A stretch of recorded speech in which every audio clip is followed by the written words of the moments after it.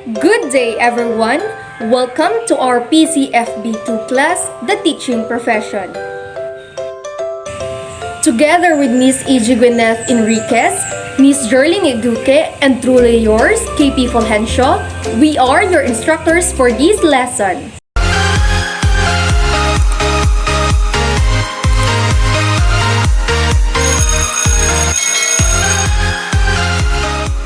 Our topic for today is about professionalization of teaching in the Philippines, especially professionalization of teachers that includes Presidential Decree of 1006, Republic Act 7836, and Republic Act 9293. Our objectives in this lesson, you are expected to review the salient provisions of the Presidential Decree 1006, identify the qualifications in taking the Board Licensure Examination for professional teachers, enumerate the qualifications and functions of the Board for Professional Teachers, and analyze the amendments of Republic Act 7836 and Republic Act 9293.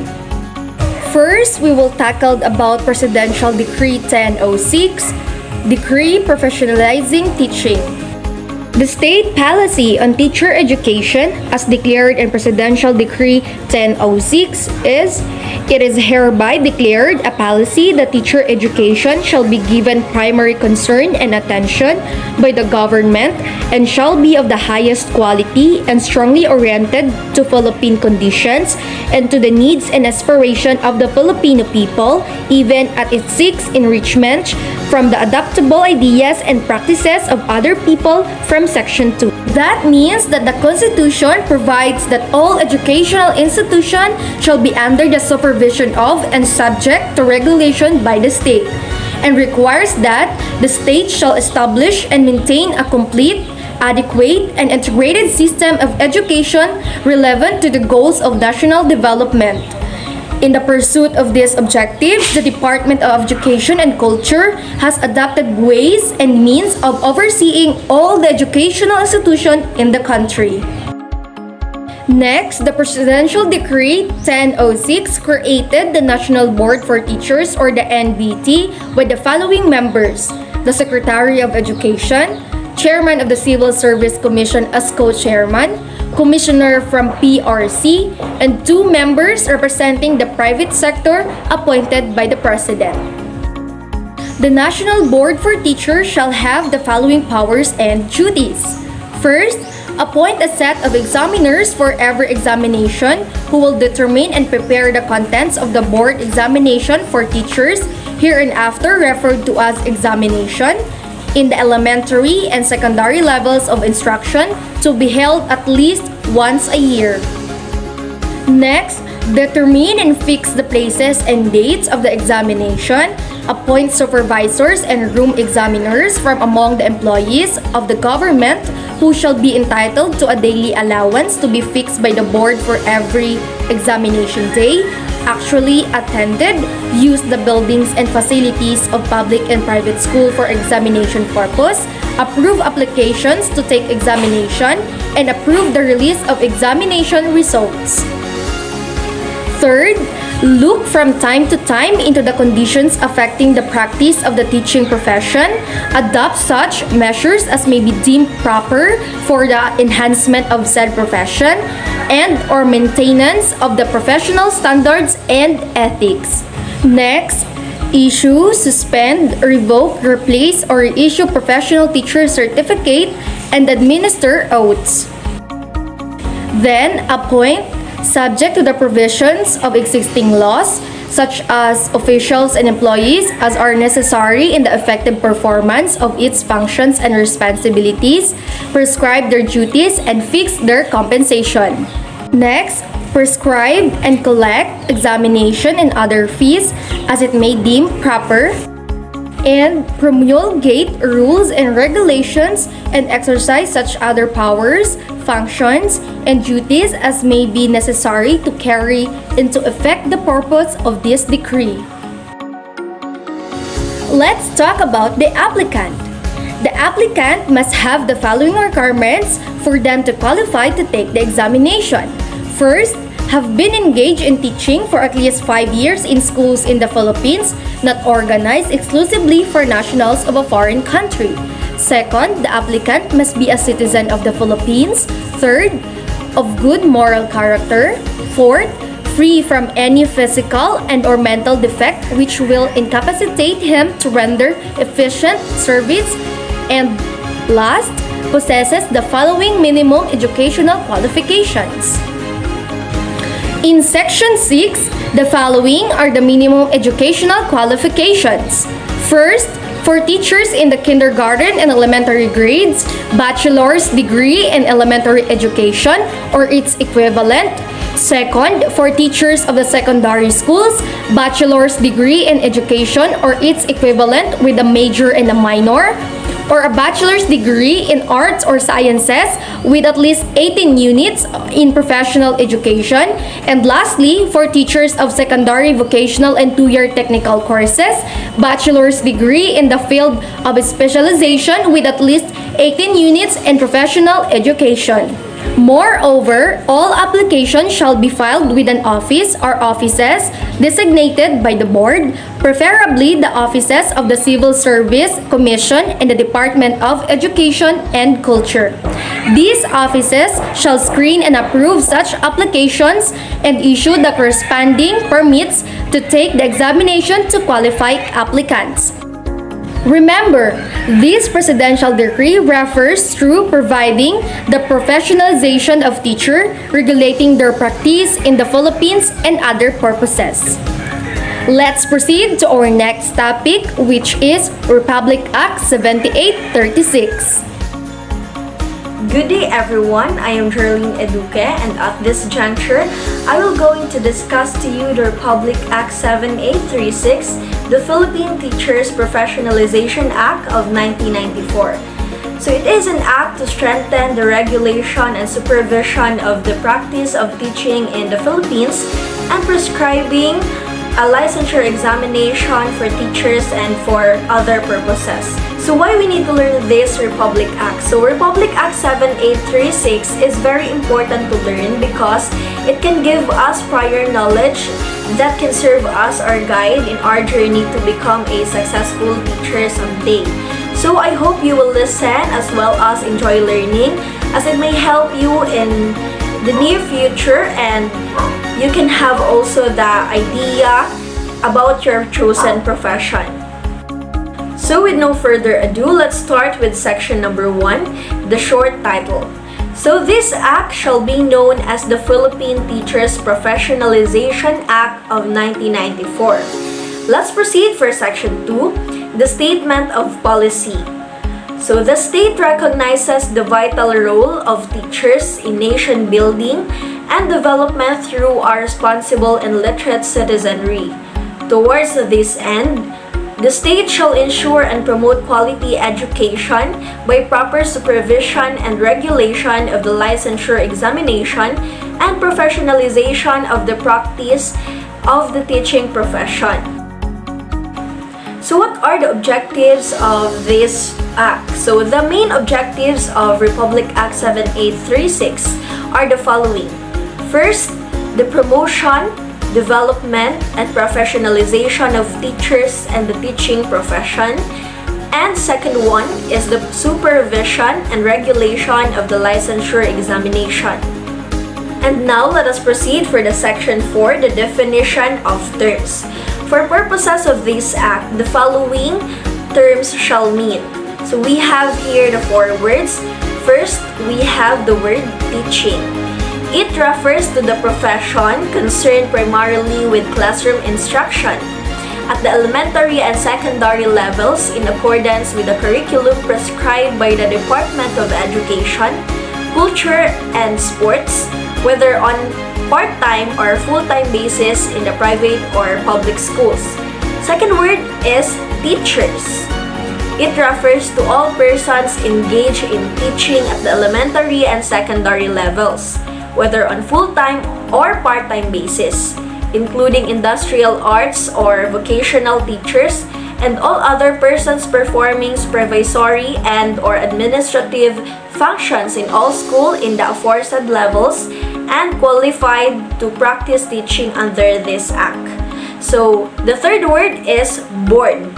It refers to the board for professional teachers duly established and constituted under this act. So, the last word is commission. It refers to the professional regulation commission.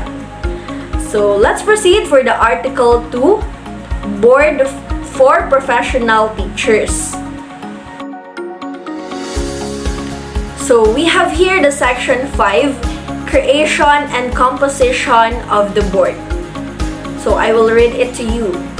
There is hereby created under this Act a Board for Professional Teachers, hereinafter called the Board, a collegial body under the general supervision and administrative control of the Professional Regulation Commission, hereinafter referred to as the Commission.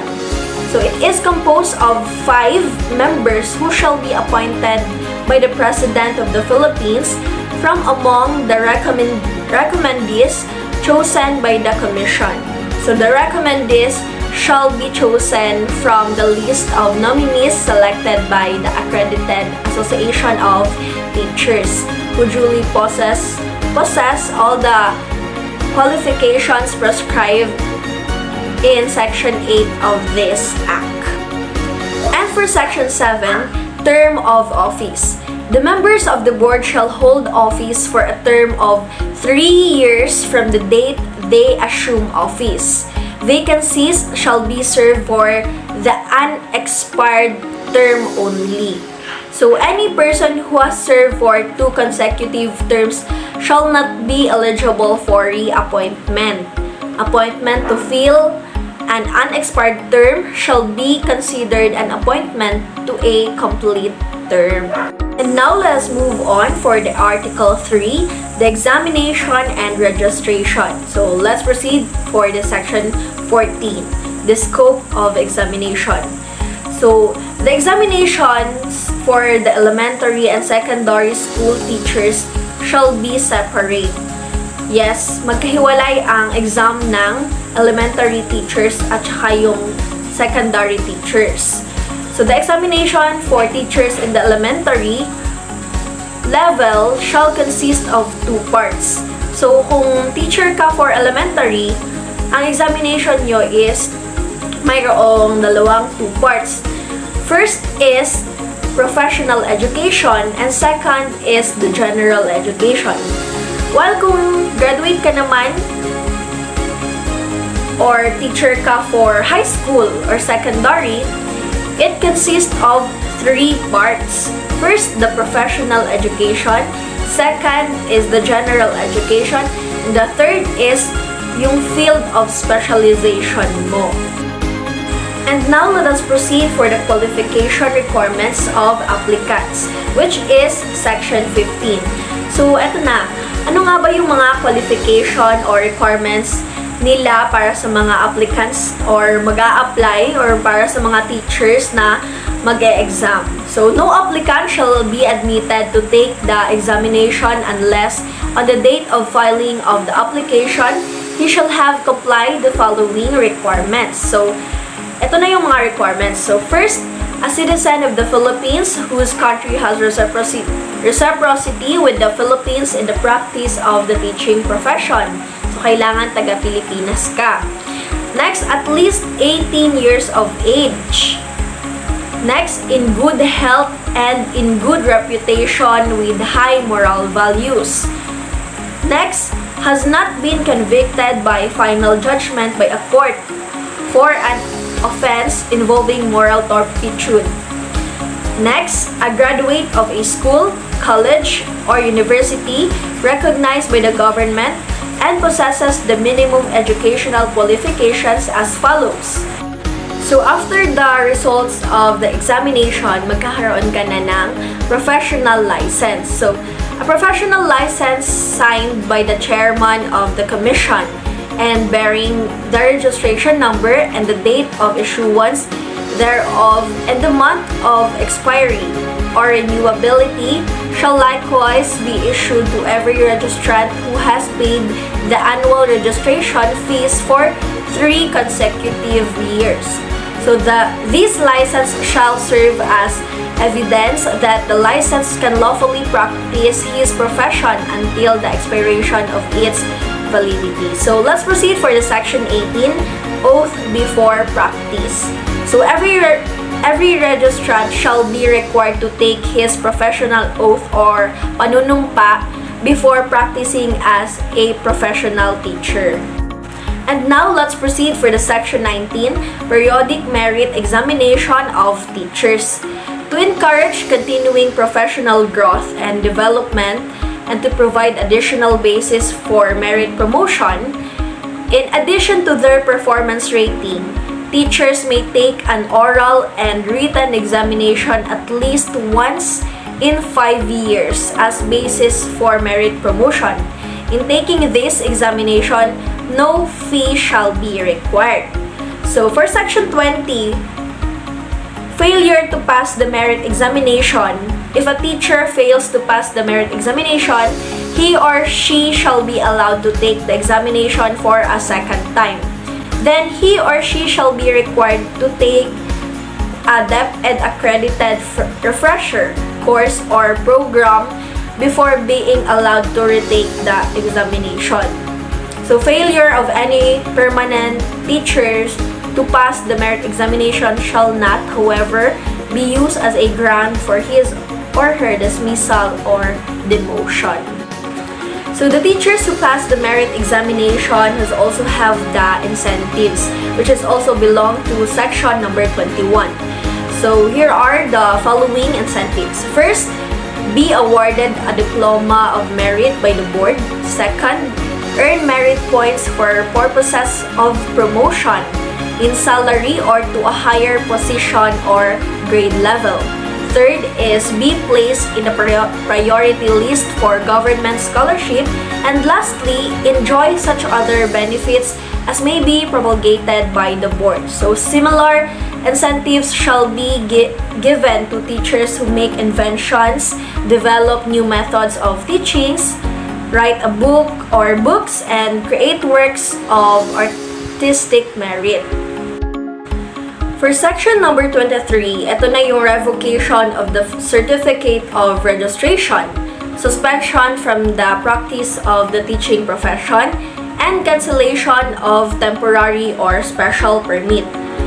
The board shall have the power, after due notice and hearing, to suspend or revoke the certificate of registration of any registrant, to reprimand or to cancel the temporary or special permit of a holder thereof who is exempt from registration for any of the following causes. First, conviction for any criminal offense by a court of competent jurisdiction. Second, immoral or unprofessional or dishonorable conduct. Third, declaration by a court of competent jurisdiction for being mentally unsound or insane. Next is malpractice, gross incompetence, gross negligence, or serious ignorance of the practice of the teaching profession. Next, the use of or perpetration of any fraud or deceit in obtaining a certificate of registration, professional license, or special or temporary permit. Next is the chronic inebriety or habitual use of drugs. Next is violation of any of the provisions of this act, the rules and regulations and other policies of the board and the commission, and the code of ethical and professional standards for professional teachers. And lastly, unjustified or willful failure to attend seminars, workshops, conference, and the like, or the continuing education program prescribed by the board of the commission. So the decision of the board to revoke or suspend a certificate may be appealed to the regional trial court of the place where the board holds office within 15 days from receipt of the said decision or the denial of the motion for reconsideration filed in due time. And for Section 24, the registration by reciprocity.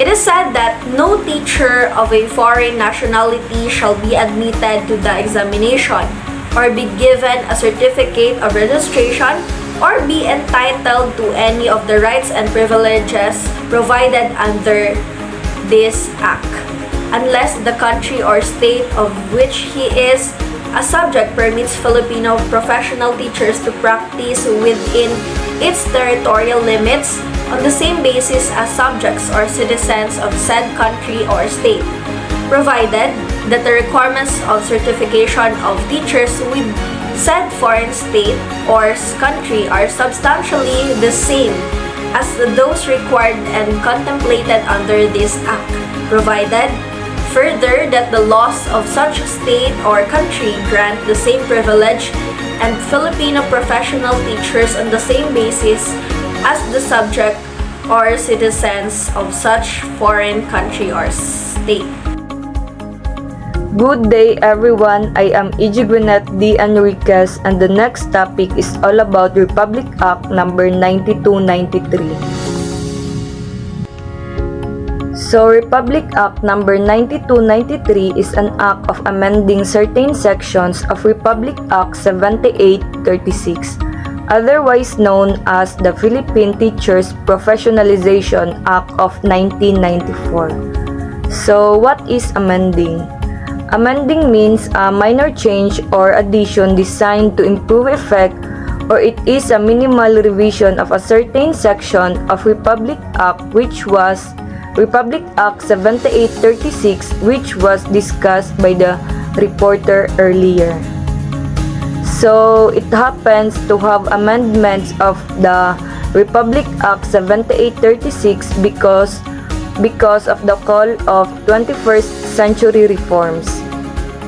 Republic Act 7836 is not a solution that guarantees quality teachers, so that the government funded only those who are legitimate and not those whose lack of teaching skills. Therefore, the teacher education school improve their programs and faculty because they know that they are the source of unqualified teachers or unqualified graduates. However, the Commission on Higher Education makes the education curriculum harder to ensure the quality of future teaching graduates. Meanwhile, BLEPT also wants to create well-trained teachers for the future. So, after the Republic Act number 7836, another law was produced, and that is the Republic Act 9293. Here are some details of the amendments.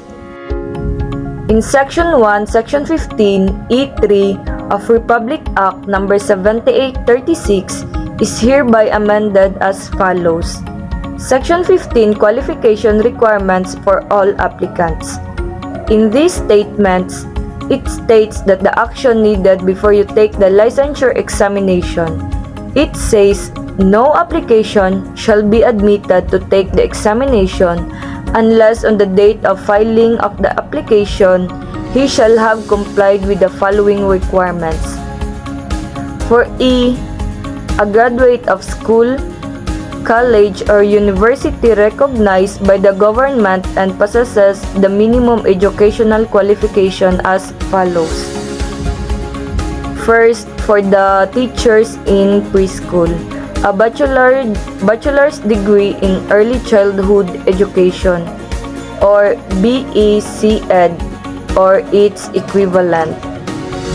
Second, for the teachers in the elementary grades, a bachelor's degree in elementary education, or BSED, or its equivalent.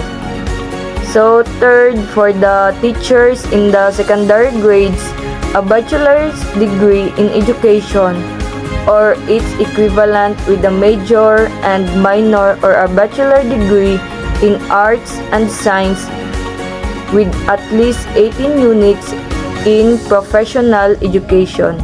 So from the 10 units under the RA 7836, they added 8 units under this Republic Act. And lastly, for the teachers vocational and 2-year technical courses, a bachelor's degree in the field of specialization or its equivalent, with at least 18 units in this profession education. So, the Act also states that no one can teach in any level unless he or she is registered to professional teacher. And now we will proceed to our section 2. In section 2, we are going to discuss the section 26 of the same Act is hereby amended to read as follows. Section 26, Registration and Exception. This section simply means that if we are not able to take or to pass the LET or the licensure examination for teachers, we are not allowed to teach in public school, whether it is elementary or preschool. Although some of the fresh graduate, they applied for private school after taking licensure examination. Therefore, while waiting for the result to come out, they could have a time to practice their teaching skills, and when the result is already out, and if they pass, most of them immediately apply or transfer in public schools. But there are some private institutions or schools that are very strict with the years of contract. Means they must complete the agreed years of teaching in their institution before leaving or before transferring to another school. However, if we take the exam and after the result to come out and then you pass and now you have taken an oath, then means you are allowed to apply and teach in public schools as professional, since you already have the certificate and the valid license. So who can be issued a license without examination? So upon approval of the application and payment for the professional fees, the certificate of registration and professional license as a professional teacher shall be issued without examination as required in this Act to a qualified applicant who is a holder of certificate of eligibility as a teacher issued by Civil Service Commission and the Department of Education, Culture, and Sports, or a registered professional teacher with the National Board for Teachers under the Department of Education, Culture, and Sports, or DESC, pursuant to a Presidential Decree number 1006. So it means that they cannot give us a license without taking an examination unless you are a holder of certificate of eligibility or those who graduate as cum laude, summa cum laude, or magna cum laude. In civil service, there is an equivalent of civil service known as TCSC, professional eligibility, issued by the civil service, in which you can use it in applying in different government offices. What is required for a teacher covered by the Section 26 of Republic Act 9293 who have not practiced their profession for the past 5 years? So, professional teachers who have not practiced their profession for the past 5 years shall take at least 12 units of education courses, consisting of at least 6 units of pedagogy and 6 units of content courses, or the equivalent training and number of hours to be chosen from a list of courses to be provided by the board and the Department of Education before they can be allowed to practice their professions in the country. So, for example, those who have take licensure examination now but then they decided not to pursue teaching yet because they choose to take other job for the meantime. So, for example, when they go abroad or whatsoever, then after 5 years, they decided to finally teach. What will happen to them is that since they haven't practiced teaching for the past 5 years, they are required to take 6 units of pedagogy and 6 units of content courses before they can professionally teach in our country. So, it is really advised not to stop teaching. Those who have failed the licensure examination for professional teachers with a rating of not lower than 5 percentage points from the passing general average rating shall be eligible as para-teachers upon issuance by the board of a 2-year special permit renewable for non-extendable period of time. The para-teachers shall be assigned to areas where there is a shortage of absence of professional teachers as identified and provided by the Department of Education and the Autonomous Region for Muslim Mindanao or ARMM Education Department to the Board for Professional Teachers and to the Commission. The special permit shall indicate the area of assigned of the para-teachers. So, to give incentives to those who have failed the examination for teachers, the board or the Department of Education decided to grant incentives but they have a rating of not lower than 5% from the passing general average and they shall be eligible as para-teachers and shall be granted a special permit to practice their teaching professions.